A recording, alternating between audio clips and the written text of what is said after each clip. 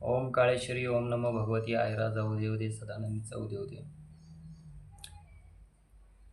मला कोणाला शिकवण्याचा अधिकार नाही आहे किंवा कोण कसं वागतं आणि काय करतं. पण एक जीवाची तळमळ होते की लोकांनी कोणाचं वाईट करू नये.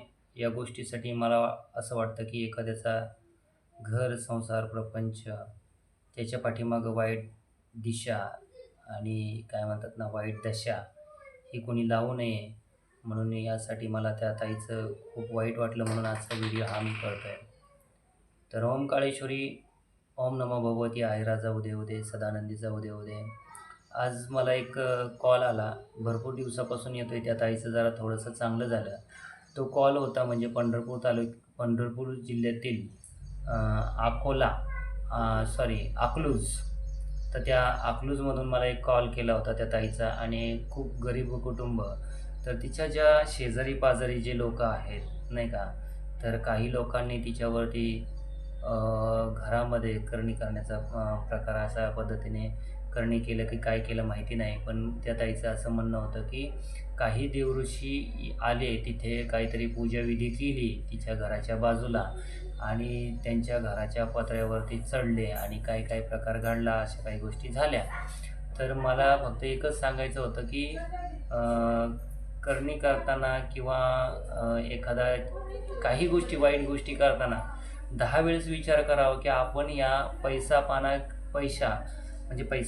पैसा पाणी घेण्यासाठी आपण काहीतरी लालचेपोटी काय आपण एखाद्याचं वाटोळं करतो. भले आपण देवऋषी आहे, आपण सात्विक मार्गाने चला, काही लोकांचा धंदा आहे, तो धंदा आहे.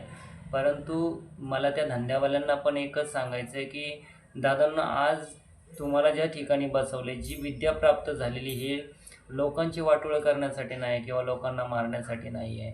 तर ही विद्या जी आपल्याला प्राप्त झालेली आहे, तर ही विद्या आपल्याला लोकांचं कल्याण करण्यासाठी आणि लोकांना काय म्हणतात त्यांच्या समस्या सोडवण्यासाठी ही विद्या प्राप्त झालेली आहे. म्हणून मला म्हणायचं आहे की तुम्ही ज्यावेळेस एखाद्याचं वाटोळं करता, तर पैशासाठी करताय किंवा कशासाठीही करताय, तुम्हाला वाटतं का की आपण ज्यावेळेस आपलं मरण येईल किंवा काय म्हणतात ना आपला शेवट येईल, तो चांगला असेल किंवा चांगला होईल, तर ह्या गोष्टी योग्य नाही वाटत मला. ह्या गोष्टी कोणी करू नये. कोणाला करणी म्हणा, कवटाळ म्हणा किंवा इतर काही गोष्टी असतील तांत्रिक मार्तिक स्मशान वगैरे. तर त्या ताईच्या घरावरती अक्षरशः त्यांनी सांगितलं की तिचा गोठा गुरांचा जो गोठा आहे, तो गोठा पूर्णपणे बसवलेला आहे. एवढं म्हणजे तिची वाईट परिस्थिती केली की आज तिच्याकडे आई काळूबाई आहे, धावजी पाटील बाबा आहेत, सगळ्या गोष्टींचं वारं येतं. परंतु ज्या गुरुकडेच ती गेली होती, त्याच गुरुने हा प्रकार शेजारच्यांना घेऊन हा प्रकार चालू केला. आणि शेजारच्यांना पण वाटत नाही की त्या बाईचं चांगलं व्हावं, त्या तिच्या घराच्या कुटुंबातल्या लोकांचं चांगलं व्हावं. कारण घराचा गोठाचे गोठा. हे बघा, बरं ठीक आहे, तुम्ही माणसाला करताय, माणसाबरोबर तुम्ही जनावरांवरती पण करताय. अहो, ती गाय माई आहे, एक गोष्ट लक्षात घ्या. आईचं दूध गेल्यानंतर आहे ना, जर आपल्याला प्यावं लागतं तर ते गाईचं दूध प्यावं लागतं. म्हणजे आईचं जे काम आहे, जशा प्रकारे भगवान श्रीकृष्णाला काय म्हणतात ना, जन्म देवणारे देव वसुदेव आणि देवकी होते, आणि त्यांचं पालन पोषण करणारी यशोदा मैया होते नाही का, आणि नंदराजा त्यांना पालन पोषण करणारे होते. त्याच प्रकारे जसं आईने जन्म दिला, आईचं दूध नाही मिळालं लेकराला, तर त्या गाईच्या मातेचं दूध जे आहे, गाईचं दूध हे ते लेकराला पाजलं जातं काय. तर मला असं म्हणायचं आहे, त्याच्यामुळं काय होतं की त्या गाईवरती पण तुम्ही, जनावरांवरती पण तुम्ही तुमचा विद्या काय म्हणतात ना, तुम्ही प्रयत्न करता त्या गोष्टीचा. असं गाईवरती बघा, मुक्या जनावराचा श्राप आहे ना, एवढा वाईट लागतो ना की थोडा वाईट नाही आहे. आणि काळाच्या विरुद्ध जाणं हे आपल्याला कोणी शिकवलेलं नाही किंवा सांगितलेलं पण नाही आहे.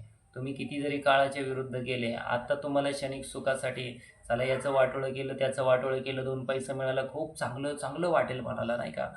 परंतु एक दिवस निश्चित असा आहे की ज्यावेळेस त्या आई जगदंबेच्या आणि आई काळूबाईच्या क्रोधाला, त्या धावजी पाटलांच्या क्रोधाला तुम्ही सामोरे याल ना, तर त्यावेळेस तुम्हाला कोणीही वाचवणारं नाही. तुमची विद्या नाही ना, तुमचं तंत्र नाही ना, तुमचं मंत्र नाही. कारण ह्या गोष्टीचा उपयोग हा, कारण पहिल्यापासून सांगत आलो की ज्याला त्याला ज्या त्या ठिकाणी बसवले ना, ते कार्य करायला बसवले. मग आपल्याला हे कार्य करा नाही बसवलं, की लोकांचे घरं उद्ध्वस्त करा, लोकांचे वाटोळे करा. म्हणजे ह्या गोष्टीसाठी करू नका. मला एवढंच सांगायचं होतं मला, की त्या गोष्टी काहीही कामाच्या नाहीत, काहीही उपयोगाच्या नाही आहेत. कारण क्षणिक सुख हे फक्त क्षणासाठी असतं, ते आयुष्यभरासाठी नसतं. कारण त्यामुळं लोकांचं वाटोळं करू नका. तर हा व्हिडिओ कसा वाटला तुम्हाला नक्कीच कमेंट करून मला सांगा. पुढच्या व्हिडिओमध्ये आपण पाहणार आहोत, की एका पेशंटची कोल्हापूरच्या त्याच्यावरती स्मशानशक्ती बसवलेली आहे. आता हेच का करतात लोकं, की कशासाठी करतात आणि काय हेतू होता? तर नक्कीच ते लोकं पण आपल्या पॉडकास्टमध्ये येणार आहेत.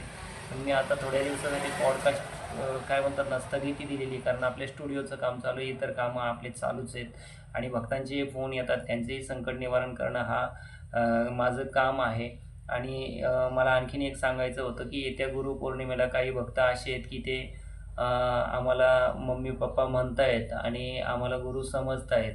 भले त्यांनी काय म्हणतात ना, ज्ञानमाळ केली दुसऱ्याकडनं केलेली आहे, काही जरी केलेलं आहे, परंतु आम्ही त्या लेकरांना सुद्धा पदरात घेतलेले आहे आणि त्यांनाही उपदेश देण्याचं करतोय. तर ज्या असं भक्तांना किंवा काय म्हणतात ना, लोकांना असं वाटतं, की आपण भेट घ्यावी, तर आपण निश्चित गुरुपौर्णिमेला यावं. तुमच्या हातामध्ये गुरुबंधन बांधलं जाईल आणि म्हणजे गुरुबंधन तुम्हाला बांधलं जाईल, की जेणेकरून पुढे जाऊन तुम्हाला जो मार्ग आहे, तो मार्ग तुमचा मोकळाच केला जाईल.